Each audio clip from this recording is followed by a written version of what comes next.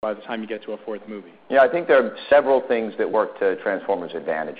And you're right, the first and third movies were just under $500 million, and the second movie was just under $600 million in sales, and that's two components. That's toy and GAM sales as well as the royalty income we receive from entertainment and licensing. But as we look forward, we're looking at a Transformers brand that's very different than the last movie. We talked about the expressions of the brand that happen over so many new demographics and psychographics, all the new play patterns that we are developing. And, of course, then you're looking at a bigger map. We continue to build these markets around the world, our Russian business, Chinese business, Brazilian business. So all help to mitigate what you might see as being kind of the same Transformers. We certainly don't see it that way. We see the introduction of the Dinobots, all these new characters, this incredible new story. Hopefully you got a sense for that from the brief bit of film you got. But, this is our opportunity to reinvent, reignite, and reimagine Transformers, and there's no better partner than Michael Bay to help us do that as a great brand steward, and that's how we see it. Brian, the only thing I might add is that, as you saw in the presentation, what we did following movie 3 was really take a hard look in the mirror and did a lot of consumer insights research to find out were new kids coming into the brand at the rate that we need because of the way that our audience changes over at the youngest levels year in and year out.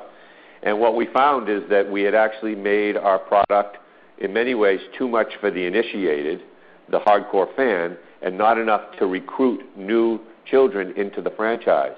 So the combination of developing rescue bots for our youngest consumers and simplifying the transformation, going from mastery to magic and making it simpler for kids to enjoy the fun of the product, we think is going to act as a tremendous vehicle to recruit new children into the franchise. And again, that was all based on consumer insights around the third movie and the third launch, going now into the fourth launch. Great. Got a couple questions here. We'll take Tim and then Sean. Tim Condor, Wells Fargo. You talked about your the R&D investments and the digital, and gave us many examples across the product lines.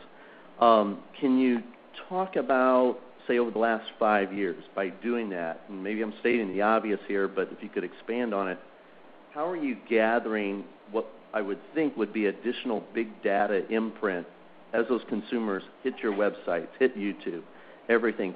How's that ramp asymptotic to the vertical, you would almost think, but how are you gathering that, analyzing it, and looking at it? I know you touched a little on that in September, but just maybe revisit that, Brian, and expand on that. Sure, I'll comment on it, and then I ask John to comment as well. I tried to give you a little bit of that discussion in my part of the presentation because it has impact in a number of ways. Clearly it has impact about the way that people are playing, and our digital engagement has impact about how we're spending our money, with nearly 20% of our money now being spent on digital marketing, which changes the equation in terms of our out-of-pocket, allowing us to invest further, which we do, in franchise brands versus some of the rest of the company.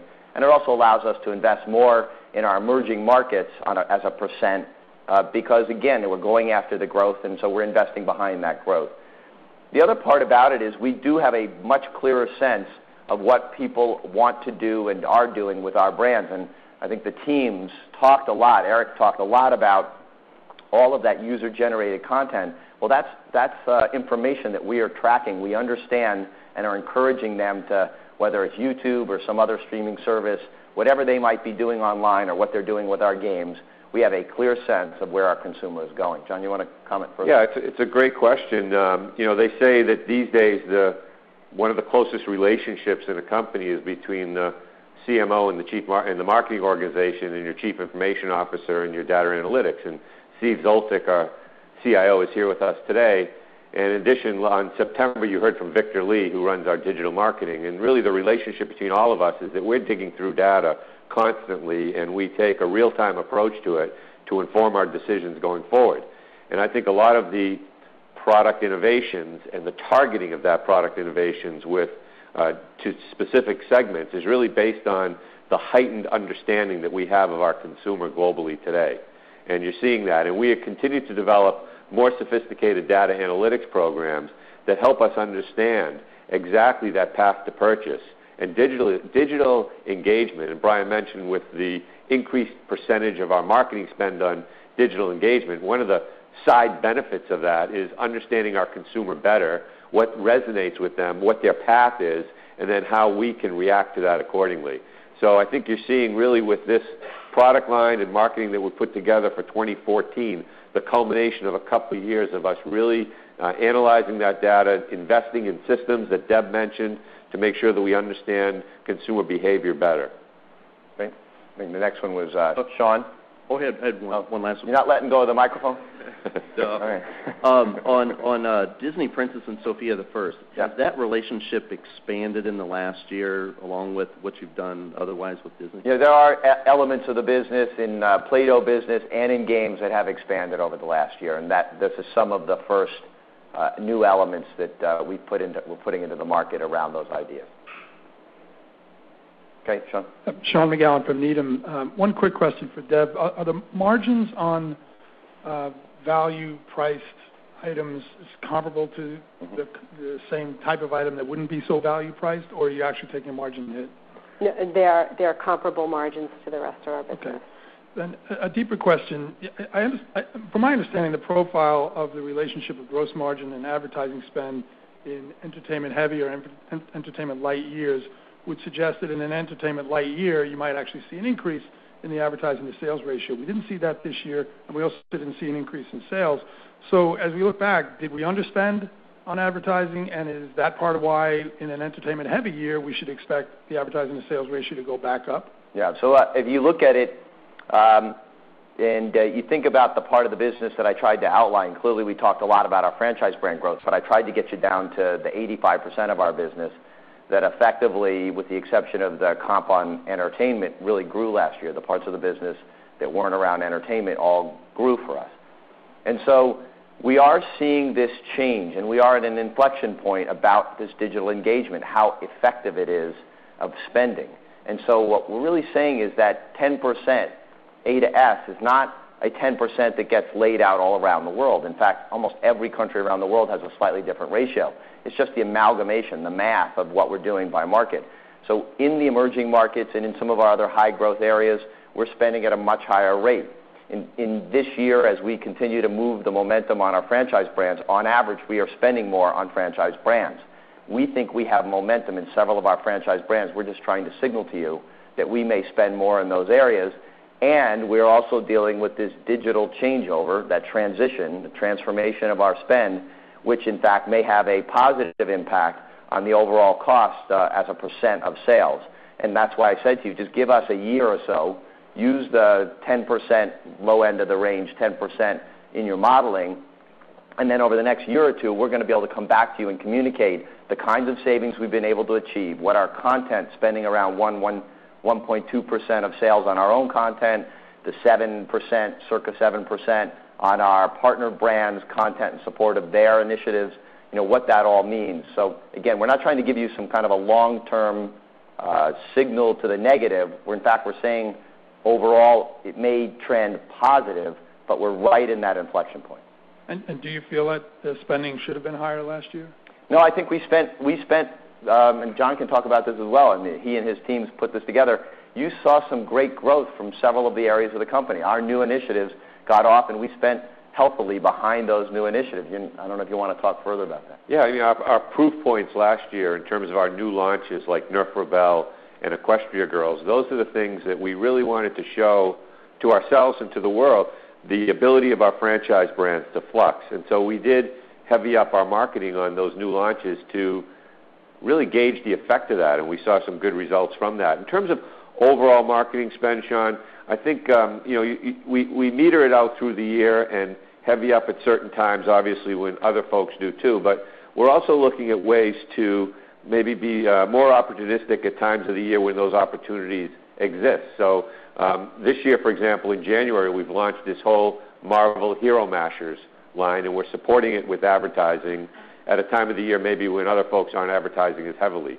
So that's part of the equation too. But the answer to your top-line question, which is did we spend at the right amount, given global macroeconomic situations, given we spent where the most opportunity exists and metered it in other areas where the opportunity just wasn't there, we felt we spent at about the right amount. And it lines up well with the inventories because, again, in the U.S., I know the business was down, but our inventories are down at retail by, double digits.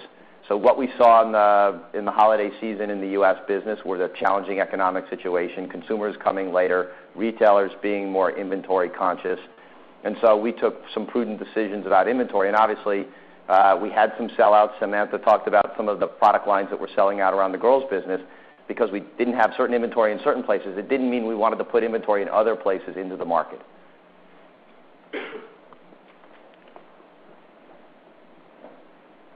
Brian, just to follow, Steph Wissink with Piper Jaffray. Just to follow up to your statement around retail, you guys have done an outstanding job of managing the channel and evolving your business to a new model of franchise management.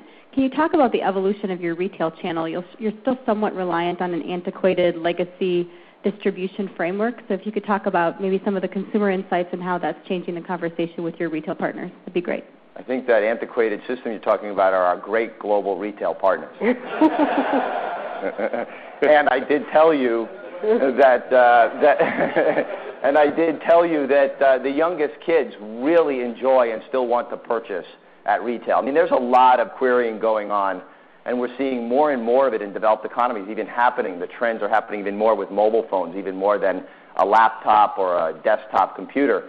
You're going to see people really looking for products on mobile phones and smartphones, and we are building digital assets, and I'll ask John to talk more about this in a moment, but we're building incredible digital asset libraries that allow moms and kids and dads and kids to go online and get a sense for a product, see a commercial, episodic, instructions.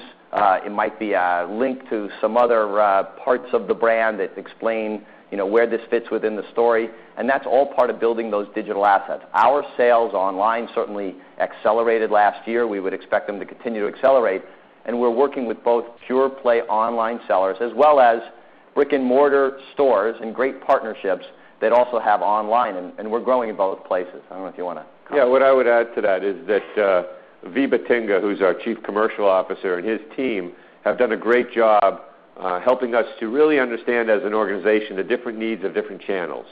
And certain channels at a given point in time are emerging, and others may not be moving as quickly fast forward. But what we've done, and what Brian was talking about, is we invested several years ago in a project that we called DAD, Digital Asset Delivery, because we wanted to make sure that we were supplying all of our retail partners, whether it was a brick and mortar who had a retail online presence or whether it was a pure play online, with the very best digital assets, so that when a consumer goes to investigate our products, which we know our consumers do, they weren't just getting a bland product description. They were getting a product demo, they were getting testimonials, reviews, demonstrations of the product, the commercial as well, a really rich, immersive experience. And so that's what Brian's referring to, and we're starting to see the benefit of that in terms of really being a best-in-class partner to all our retailers, recognizing that through the different channels, through Viba and his team's leadership, we understand that the needs are different. Mm-hmm. Question?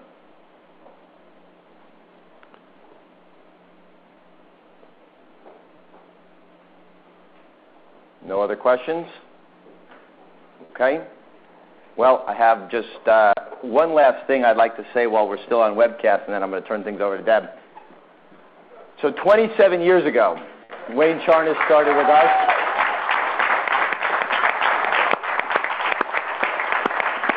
And I threatened him we might put this on the webcast, so there you go. So 27 years, great career. Wayne worked for 4 CEOs here at the company. We've been really honored to have him. We want to celebrate his achievement and has been such a key part of these meetings, and we wish him all the best. I know he will come visit us from Florida next year in the snow, right, Wayne? No, I doubt it. All right, with that, we're going to go off the webcast. Thanks again, and Deb is going to walk you through how we'll take our tours.